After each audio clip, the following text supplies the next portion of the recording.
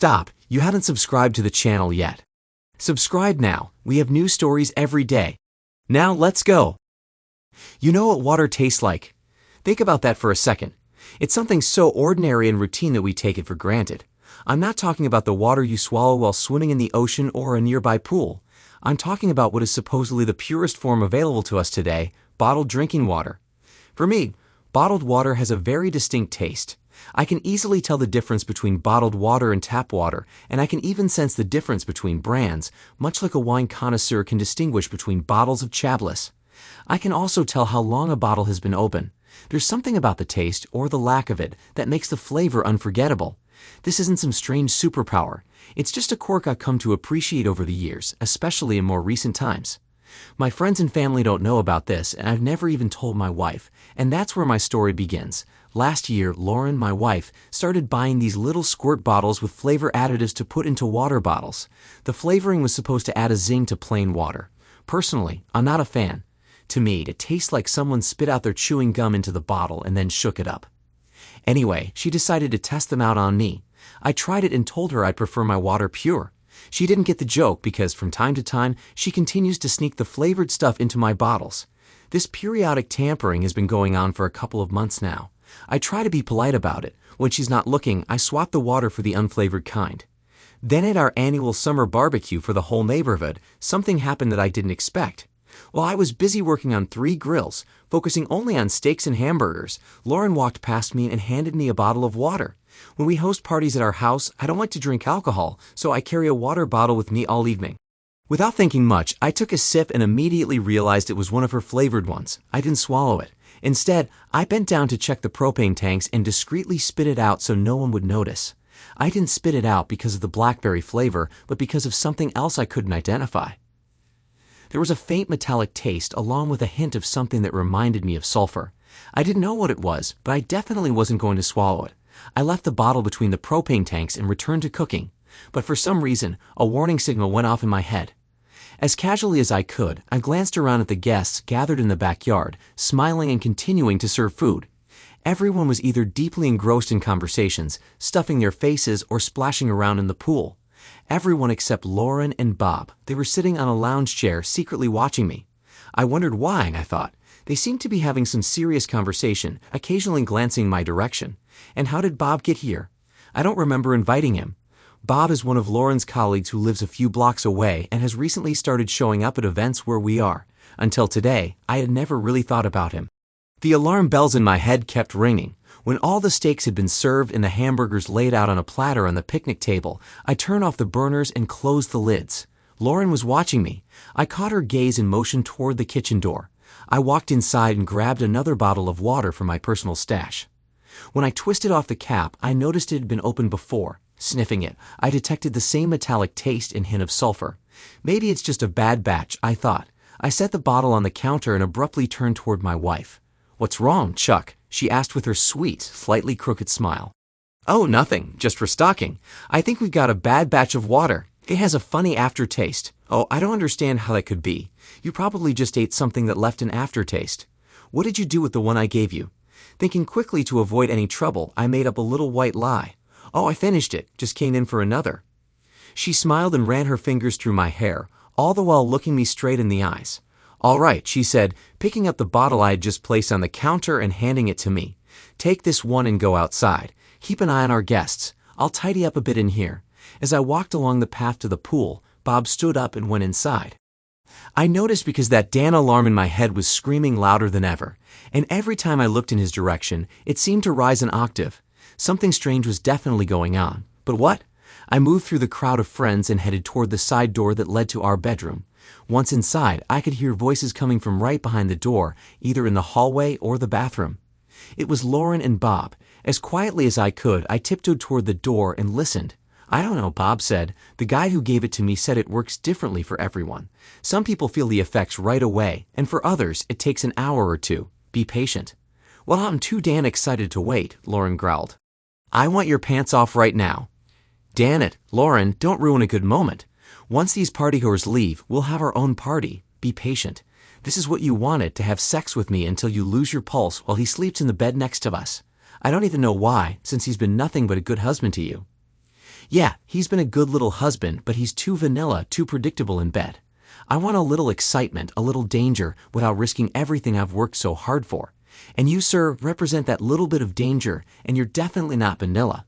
Yeah, well, I don't want to do anything that might make me lose your body, and remind me never to cross you. You've got a nasty temper. Well, if you want me to be patient, you'll have to kiss me to hold off everything for later. Silence followed, and then a moan, one I had heard many times before, usually at night. The feeling in my stomach was unlike anything I had ever experienced. My insides were burning, and my heart was pounding harder and harder. The images in my head were like a poorly dubbed Asian film as years flashed before my eyes. Every moment since I first saw Lauren at the far end of the room in our European literature class replayed in my mind. Every scene repeated the same dialogue. Lauren kept saying over and over, "I want your pants off right now." My head felt like it was about to explode. "Can you hold on until your husband falls asleep?" Bob whispered. "You bet. Lover," Lauren whispered back. "Now get out of here before we get caught." I exited through the side door again, but I didn't return to the party. Instead, I walked to the front of the house where everyone had parked. I needed to be alone and think about what I had just heard. So I sat down on the front steps and started reflecting on my life. For some unknown reason, I still had the water bottle with me that I had grabbed from the fridge just a few minutes before my life changed. When I realized what was happening and what had been in the water, I threw it into the yard. I sat there for a long time, and no one bothered me. Memories of the past blended with fear of the future as thought after thought raced through my mind, trying to make sense of recent events. I knew what was happening now, but I needed to understand what would come next. I had to put an end to the games being played at my expense and inflict as much damage as possible on the culprits. One of them was, for now but not for long, my wife.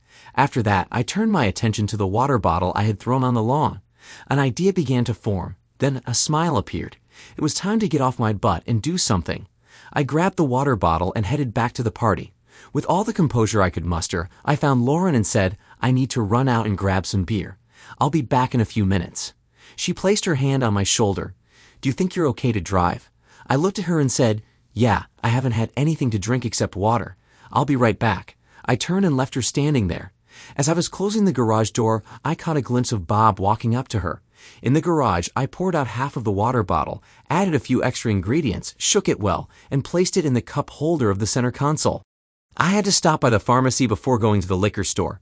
I remembered that my grandmother always kept something in her medicine cabinet and used to threaten us kids with it, something called ipecac syrup. I never dared cross my grandmother because I knew what ipecac was for.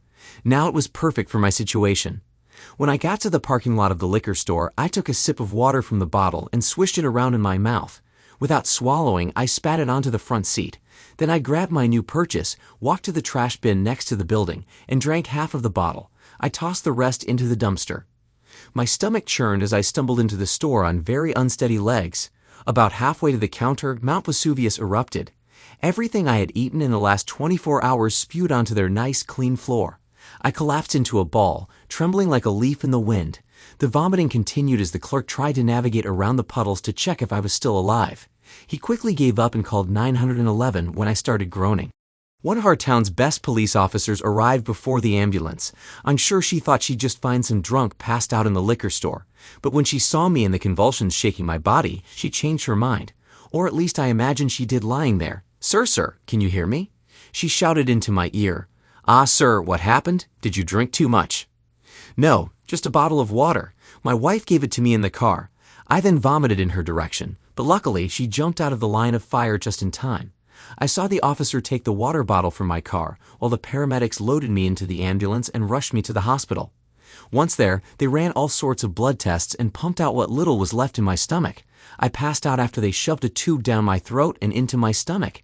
Sometime later, the same officer entered my room along with, what I assumed was, the doctor, and they woke me up. "Huh, where am I?" "Mr. Barry, I'm Officer Park, and this is Dr. Vodahovitz. Can you answer a few questions for us?" "Yeah, I think so. Although I'm feeling a bit dizzy. What happened?" "Sir, you passed out at ABC Liquors. Do you remember being there?" "Yes, I went to get some beer." "How much had you had to drink today?" "Nothing. When we host barbecues at our house, I don't drink. I might have to drive some guests home later. So the only thing I've had is a couple of bottles of water that my wife gave me. That's it. Honestly." "Are you sure?" she asked. 100%. "Yeah, and a couple of bites of a hamburger." "All right, then I think we may have a problem. I'll let Dr. Vodahovitz explain the rest to you. The man in the white coat began to speak. Mr. Barry, the water bottle that the officer took from your car contained a mixture of a sedative called triazolam strychnine-based rat poison, something you can buy at almost any hardware store, and digitalis purpurea, or the common plant known as foxglove. All three were in doses high enough to cause the seizure you experienced, and if you hadn't been brought here immediately, you likely would have died within a few minutes. We'll need to keep you here for a couple of days to ensure there are no neurological or organ issues related to ingesting such a combination of toxins. Right now, we'll give you IV fluids to flush out whatever is left. We'll know more in a few days, but for now, all you need to do is rest. Let the nurse know if you feel anything strange. I mean, anything at all. And Mr. Barry, I have to say, you're lucky. Thankfully, your body rejected the toxins. Otherwise, we wouldn't be having this conversation right now. Honestly, you're lucky to be alive. In my opinion, the combination of these poisons couldn't have been an accident. Someone went out of their way to do this to you. The room grew eerily quiet. Officer Park excused herself and stepped into the hallway to answer a call on her cell phone. The doctor just patted my hand, smiled, and left. I turned away from the door and smiled too, but my smile turned into a frown when I thought about Lauren. When Officer Park returned, she looked concerned. Mr. Barry, I just spoke with another officer who went to your home to talk to your wife. When he told her what had happened to you, she ran into the backyard and started screaming and yelling at one of your guests, Mr. Robert Michaels. From what the officer told me, they were both accusing each other of spiking your drinking water. Things escalated into a physical fight between the two, so the officers had to restrain them. There was a lot of shouting, screaming, and more accusations that I can't discuss right now, but after they calmed down a bit, both were taken to the station. Your wife and Mr. Michaels will be questioned so we can figure out how they were involved in your situation. Depending on their statements, charges may be filed. The person who did this to you is in serious trouble. They'll be charged with attempted murder. Nothing is more serious than that. Right now, just follow the doctor's orders, rest, and don't worry about anything. I'll leave you my card, and if you have any questions or remember anything helpful, you can call me anytime. Oh, and the water here is safe to drink. At least that's what I've been told. Good night, sir. I didn't have a good night, but I did feel better. Lauren and Bob were sentenced to 3 to 5 years in state prison for second-degree assault. I asked the district attorney to show leniency because I wasn't seeking revenge, just justice. They took a plea deal when it was offered.